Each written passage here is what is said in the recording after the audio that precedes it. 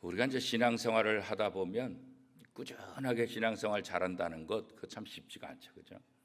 여러분의 모습을 한번 되돌아보세요. 여러분이 처음 신앙생활에서 오늘까지 어때요? 꾸준하게 이렇게 성장해 왔나요? 그렇지 않은 경우가 대부분일 거예요. 처음에는 뜨겁고 열정적이고 예배도 빠지지 않고 예배 빠지면 큰일 나는 줄 알고 그렇게 열정적으로 헌신하고 봉사하고 예배 참석하다가 어느 시간이 지나면 이렇게 또 너무 습관화되면 종종 예배도 빼먹고 예배 빼먹어도 그렇게 부담이 없고 또 교회 봉사에 대한 부담들도 이제 막 다가와서 아유 이제 봉사 안 했으면 좋겠다, 좀 쉬었으면 좋겠다 그런 생각을 할 때가 있고 또 성도들과의 이 그 관계들 이런 것도 참 피곤하다. 성도의 관계를 통해서 하나님은 우리에게 서로 힘이 되고 또 기도하고 또 좋은 친교의 이 관계를 통해서 하나님의 사람됨을 함께 나누라, 서로 힘을 공급하라 그렇게 말씀하셨음에도 불구하고 이 사람과의 관계가 너무나 힘들다 보니까 그래서 때때로 신앙이 이렇게 침체되고 또 곤두박질 칠 때도 있고 어떤 때는 잠시 아주 냉랭한 그런 기간을 가질 때도 아마 있었을 것 같아요. 사람마다 좀 차이는 있지만 대부분 그런 과정들을 다 겪죠. 목사도 목회하면서 내가 이거 목회를 꼭 해야 되나 그런 생각이 들 때도 종종 있죠. 왜 그랬을까?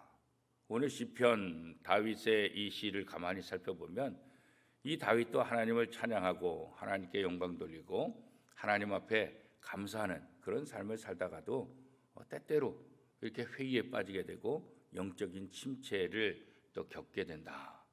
오늘 본문이 바로 그 이야기를 하고 있어요.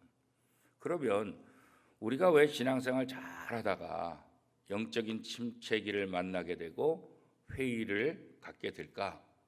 뭐 여러 가지 이유가 있겠죠. 그 중에 시편 오늘 시편에서 다윗이 고백하는 이야기 중에 하나는 어느 때 신자들이 가장 이렇게 침체하게 되고 또 신앙에 대한 회의가 드냐면 악인들이 잘 될 때, 이 악한 사람들이 잘 될 때, 나는 정말 정직하게, 나는 정말 바르게, 나는 정말 최선을 다해서 하나님을 섬기고 하나님께 영광 돌리는데 나보다도 교회도 안 다니고 또 교회 다닌다 할지라도 저 보면은 몸만 교회 나왔지 신앙생활 하는 것 같지 않고 뭐 11조도 안 하는 것 같고 봉사도 안 하는 것 같고 사람이 참 영 아닌 것 같은데 그 사람이 나보다 더 잘 돼. 그 사람의 자식도 잘 되는 것 같고 그 사람의 사업과 직장도 잘 되는 것 같고 그 사람은 모든 부분에 있어서 아무런 문제도 없이 참 잘 돼 나가는 그런 모습들을 보면 내가 지금 뭐 하나? 내가 열심히 예배 드려서 뭐 하나? 저 사람이 안 하는 봉사를 내가 헌신을 내가 이렇게 열심히 하면 도대체 난 뭐 하나? 아니 열심히 신앙생활하고 예배드리고 봉사와 헌신하는 나보다도 저렇게 악한 사람이 더 잘 된다고 한다면 이게 무슨 의미가 있을까? 그런 생각을 하게 된다는 거죠. 그런 것들 때문에 우리 마음속에 늘 이렇게 상심이 오게 되고 또 좌절이 오게 되고 이 신앙생활에 대한 회의에 빠질 수 있다 그런 거죠. 자, 1절 말씀 우리 같이 한번 읽어보겠습니다. 같이요, 시작. 여호와여 어찌하여 멀리 서시며 어찌하여 환난 때 숨으시나이까. 1절 말씀에 보면 어찌하여 멀리 서 계시며 어찌하여 환난 때 숨으시나이까. 이 어찌하여를 두 번이나 반복한다는 것은 결국 뭐겠어요? 하나님에 대한 신뢰에 대해서 조금씩 무너지고 있는 거죠. 하나님에 대한 신뢰가 있다고 한다면 하나님 어찌하여 왜 멀리 서시며 어찌하여 환난 때 이런 말 안 쓰죠, 그죠? 그런데 하나님에 대한 신뢰가 점점 무너지고 하나님에 대한 의심이 점점 드니까 하나님 왜 안 도와주시죠? 하나님 왜 악인들이 잘 되고 왜 제가 힘들 때 저를 찾아오지 않으셨죠? 하나님이 나를 도와주지 않아서, 하나님이 나와 함께하지 않아서, 하나님이 나에게 관심 없고 멀리 서 계신 것 같은 그런 느낌이 드는 거예요. 그러니까 어찌하여 왜 멀리 서 계시며 어찌하여 왜 환난 때에 숨으셨습니까? 이런 고백을 하고 있는 거죠. 결국은 하나님에 대한 믿음이 지금 흔들리고 있기 때문에 이런 고백을 하고 있잖아요. 그렇죠? 여러분들은 어느 때 많이 흔들립니까?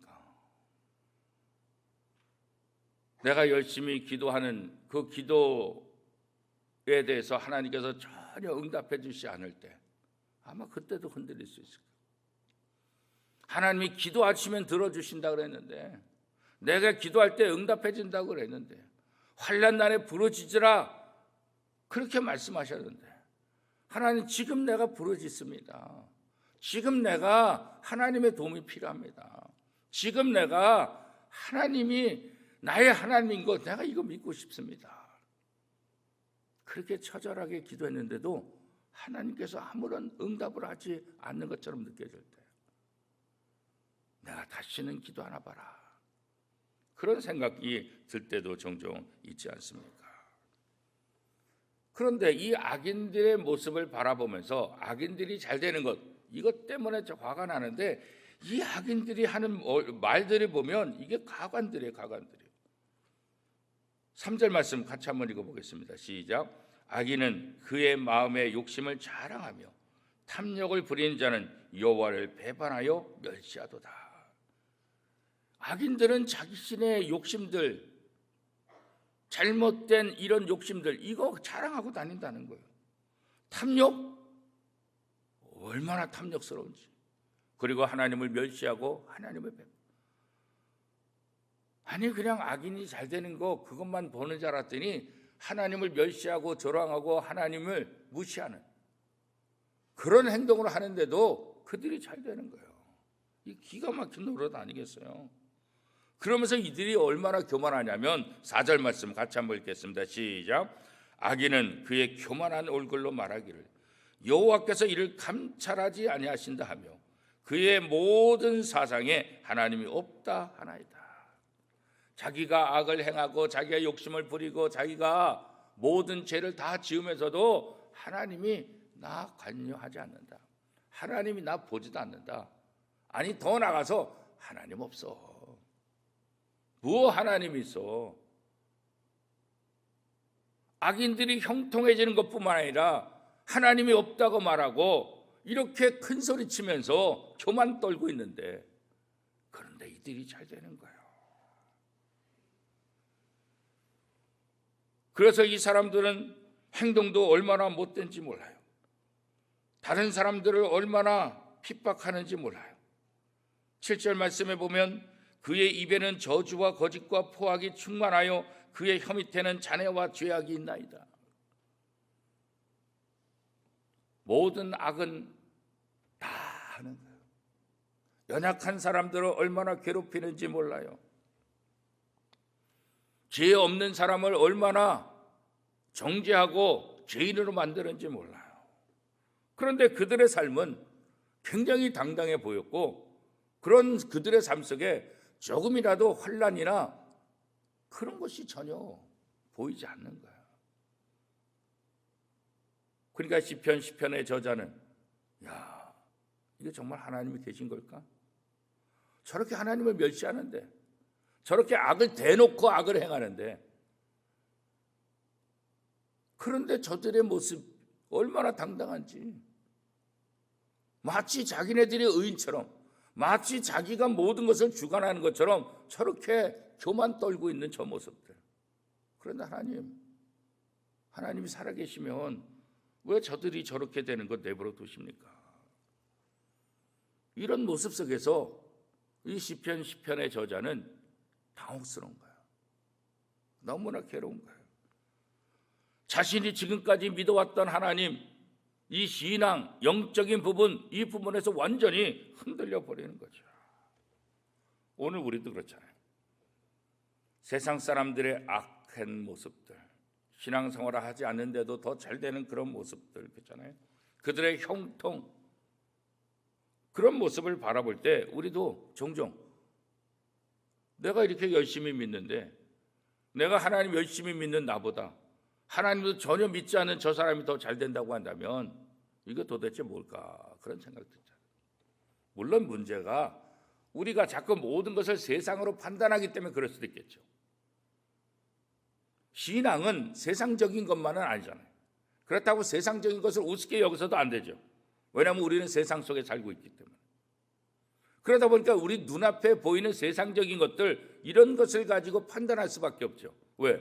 눈에 보이는 것 외에 우리가 잘 모르잖아요. 그렇죠? 그 속 사람을 어떻게 알고 앞으로 될 일을 어떻게 알겠어요. 그렇죠?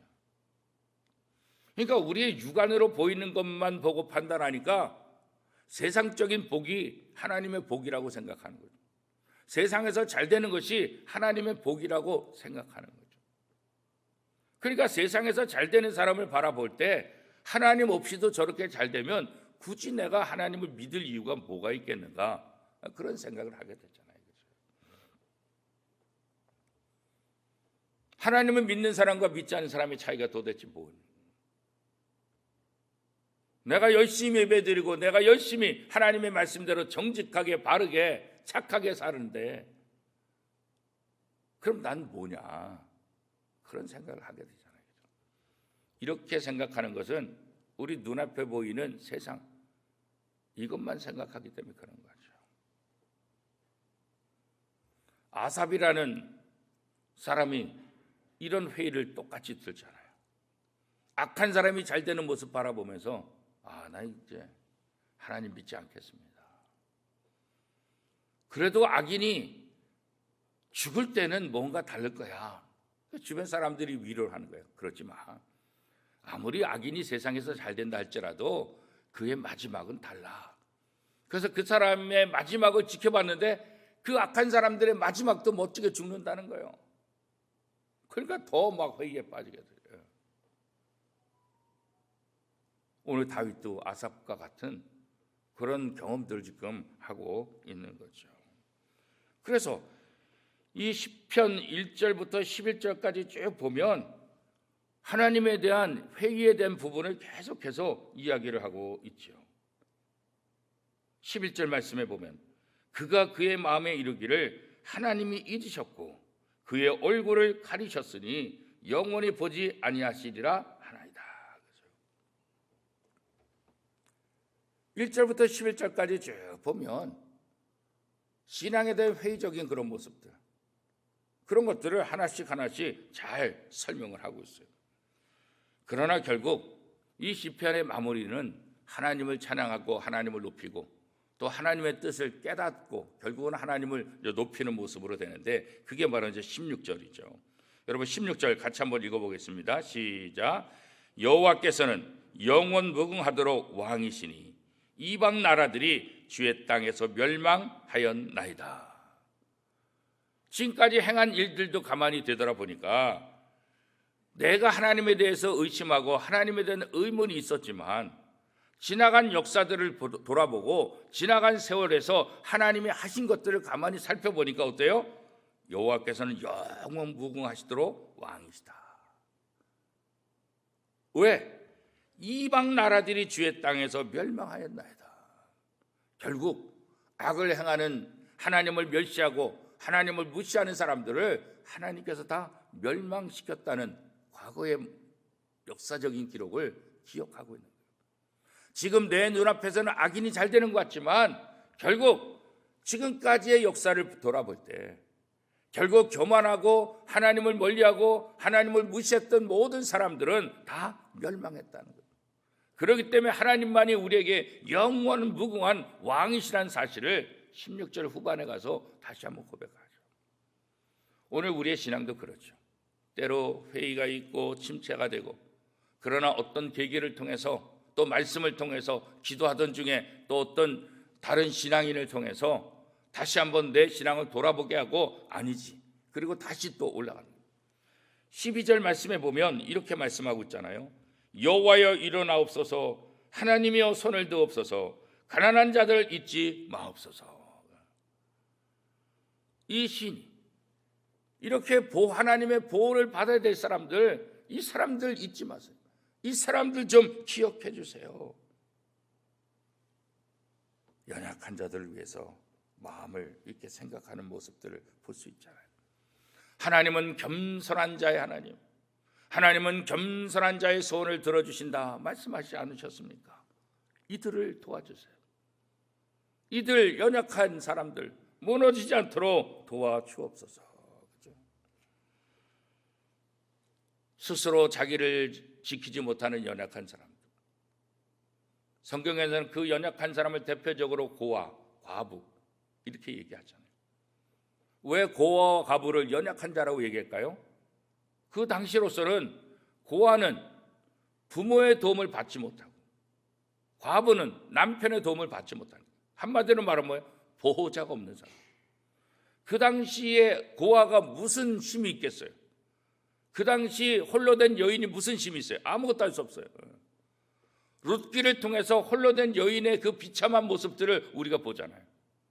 결국은 하나님께서 보아스를 만나게 해서 그를 회복시켜 주시지만 그 전까지 홀로 된 여인의 이 비참한 모습들 그렇잖아요. 고아도 마찬가지잖아요. 그래서 성경은 고아와 과부를 그 공동체가 책임을 지라. 그래서 추수할 때도 다 거두지 말고 떨어진 이상 그거 줍지 말고 나무에 과일 딸 때도 위에 있는 거 그거 다 따지 말고.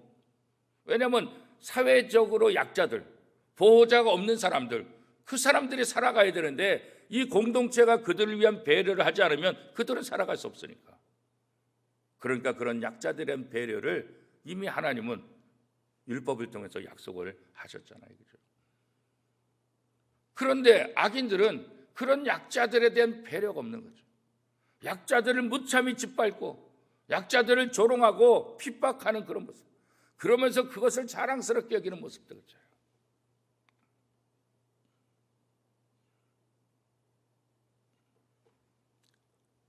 저 중동의 이슬람의 과격한 그런 단체들, 비행기를 테러하고 선박을 납치하고 그러면서 어떻게 해요? 이거 우리가 있다 막 그렇게 큰 소리 치잖아요. 그렇죠? 악을 행하면서 자신의 모습을 드러내려. 오늘 시편에도 이 악한 사람들이 악한 일을 계속하면서도 자기네가 악한 일을 하는지 모르고 오히려 그것을 자랑하고 교만 떨고 있는 그 모습들 그렇죠. 결국 이런 회의와 또 영적인 침체를 경험할 때 우리가 어떻게 해야 될까 그렇잖아요. 그래서 이 시편 말씀에 가만히 말씀을 이렇게 지켜보면 이 전반부는 회의적인 거예요. 후반부에는 결국 하나님께로 다시 돌아가요. 그럼 이 중간에 뭐가 있을까? 이 중간에는 결국 하나님 앞에 기도하는 모습을 볼 수가 있죠. 13절부터 15절까지 같이 한번 읽어보겠습니다. 시작. 어찌하여 악인이 하나님을 멸시하여 그의 마음에 이르기를 주는 감찰하지 아니하리라 하나이까. 주께서는 보셨나이다. 주는 재앙과 원한을 감찰하시고 주의 손으로 갚으려 하시오니 외로운 자가 주를 의지하나이다. 주는 벌써부터 고아를 도우시는 이신이다. 악인의 팔을 꺾으소서. 악한 자의 악을 더 이상 찾아낼 수 없을 때까지 찾으소서. 이 악한 사람들이 멸망하기를 간절하게 기도하는 그 모습들. 결국 하나님 앞에 자신이 어떤 생각을 갖고 있는지, 자신이 지금 어떤 것이 문제인지 하나님 앞에 정확하게 토로하며 정직하게 기도하는 그 모습. 하나님 앞에는 정직해야 돼요. 우리가 사람 앞에는 가면을 쓰고 사람 앞에는 점잖고 사람 앞에는 안 그런 척 할 수 있을지 모르지만 하나님 앞에는 어떻게 해요? 우리가 정직해야 돼요. 우리의 있는 마음을 그대로 다 들어요. 우리의 상한 마음을 그대로 들어요. 우리의 번민하는 마음 그대로 다 토로하는 거예요. 다윗의 장점은 바로 그렇다는 거예요. 하나님 앞에 괜찮은 척, 하나님 앞에 그래도 내가 왕인데, 그래도 내가 하나님의 사랑을 받은 사람인데 내가 어떻게 체면이 있지, 그런 거 따지지 않아요. 체면 따지면 아직 뭔가 이 갈급함이 없는 거예요. 체면 따지면 하나님 앞에 기도하는데 무슨 체면이 있어요, 그죠? 내가 절실하면 무슨 체면이 있어요, 그죠? 체면 개나 줘라 그랬겠잖아요. 체면이 무슨 체면? 내가 살아야 되는데 체면 따진다고 한다면 여전히 갈급하지 않은 거죠. 하나님 앞에 기도할 땐 체면을 벗어버려 던지고 내 아픔을 있는 그대로 토로하고 내 문제를 있는 그대로 하나님 앞에 정직하게 기도하는 것, 그게 가장 중요한 거죠. 다윗은 우리가 잘 아는 대로 신앙이 굉장히 좋고 어떤 상황 속에서도 환난 속에서도 하나님을 의지하는 사람이라고 시편을 통해서 그의 믿음이 얼마나 대단한지 우리가 알지만, 그러나 그 과정 속에서는 우리가 똑같이 번민하고 고민하고 그 상한 마음을 가지고 하나님 앞에 고백하는 그런 모습도 이 중간에 있다는 거예요. 회의에 영적인 침체에 빠졌던 이 다윗이 어떻게 하나님을 다시 찬양할 수 있느냐? 그 다른 거 없어요. 하나님 앞에 정직하게 기도하는 거예요. 이 기도한다는 거 뭐겠어요? 하나님을 의지하는 거예요. 하나님께 맡기는 거예요. 너의 길을 여호와께 맡기리라. 그가 너의 길을 이끌어주시고 하나님께서 내 인생을 이끌어주시고 내 눈에 보이는 것이 악인들이 형통하는 것 같지만 결국 하나님께서 이 모든 것들을 이끄신다는 사실에 대한 확신을 갖게 되는 거죠. 기도한다는 것은 하나님께 맡기는 거예요. 기도한다는 것은 하나님을 의지하는 거예요. 기도한다는 것은 하나님께서 이 모든 것을 주관하신 것을 믿기 때문에 기도하고 있는 거죠. 그래서 마지막 15절에 아까 읽은 대로 악인의 팔을 꺾으소서, 악한 자의 악을 더 이상 찾아낼 수 없을 때까지 찾으소서. 왜요? 나는 잘 모르지만 하나님께서 그거 하시지 않습니까? 악인들이 잘못되는 그런 모습들을 봐서 하나님께서 정말 악인을 위해서가 아니라 의인을 위해서, 하나님 믿는 사람들을 위해서 일하신다는 것을 볼 수 있도록 하나님 도와주세요. 그런 거 아니겠어요? 그렇죠? 왜 기도가 필요할까? 왜 새해를 시작하면서 신년 새벽 기도 이게 필요할까? 우리가 2022년 새해를 맞이하면서 우리의 또 다른 목표들이 있고 1년의 삶을 살아가는데 우리의 지식만 갖고 우리의 노력만 갖고 우리의 능력만 갖고 안 되는 거 아닐까?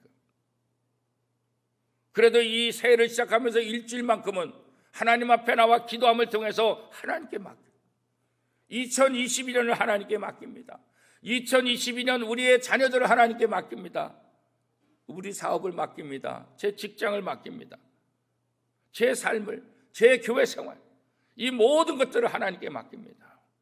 하나님, 나는 연약합니다. 하나님, 나는 부족합니다. 그러나 하나님께서 나를 의롭게 인도하실 것을 믿습니다. 그죠?